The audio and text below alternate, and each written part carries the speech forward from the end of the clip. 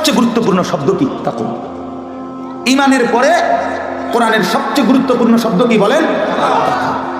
এক নাম্বার হলো ঈমান, দুই নাম্বার হলো তাকওয়া, তিন নাম্বার হলো জান্নাত। ঈমান এবং তাকওয়া বান্দা বুঝায় দাও, আল্লাহ বলে জান্নাত আমার থেকে বুঝে নাও। উইদ্দাত লিল মুত্তাকিন, আমি বানায় রাখছি জান্নাত মুত্তাকিদের জন্য।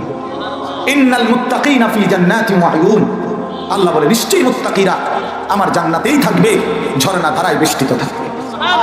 ইন্নাল মুত্তাকিনা ফি যিলালিন ওয়া উয়ুন, নিশ্চয়ই আমার মুত্তাকি বান্দারা জান্নাতের ছায়াতেই থাকবে, জান্নাতের ঝর্ণা ধারাতেই থাকবে।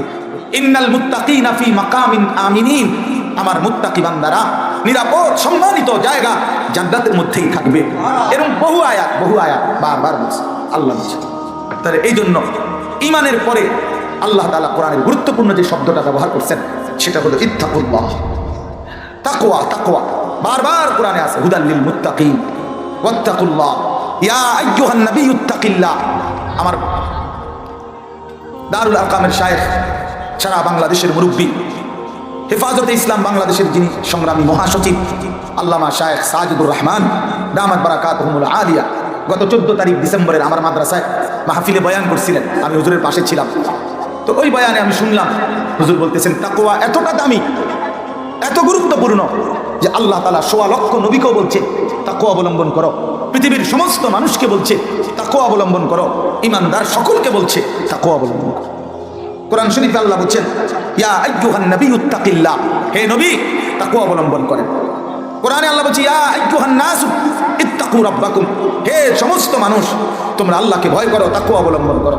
আর কোরআনে এই যে বললেন আল্লাহ ইয়া আইয়ুহাল্লাযীনা আমানুত্তাকুল্লাহ, হে ঈমানদারগণ তাকওয়া অবলম্বন করো। তাহলে তাকওয়া এতটা গুরুত্বপূর্ণ, যেই হুকুম আল্লাহ নবীদেরকে করছেন, যেই হুকুম আল্লাহ পৃথিবীর সমস্ত মানুষকে করছেন, যেই হুকুম আল্লাহ তাআলা ঈমানদারকেও করেছেন। তাহলে আমাদের জীবনে ভাইয়া তাকওয়া গুরুত্বপূর্ণ। এখন কেন এই তাকওয়া এত গুরুত্বপূর্ণ? কেন? ভাত তরকারির জন্য না, দুনিয়ার জন্য না, দুনিয়ার জন্য না, আখিরাতের জন্য, পরকালের জন্য লাগবে। আগেই বলছি দুনিয়া এমনিই মিলে যায়। দুনিয়া অনুগত অবাধ্য কাফের বেঈমান মুশরিক সেজদা দোক বা না দোক, আল্লাহকে ডাকুক বা না ডাকুক, আল্লাহ সবাইকে খাইতে পড়তে দেয়।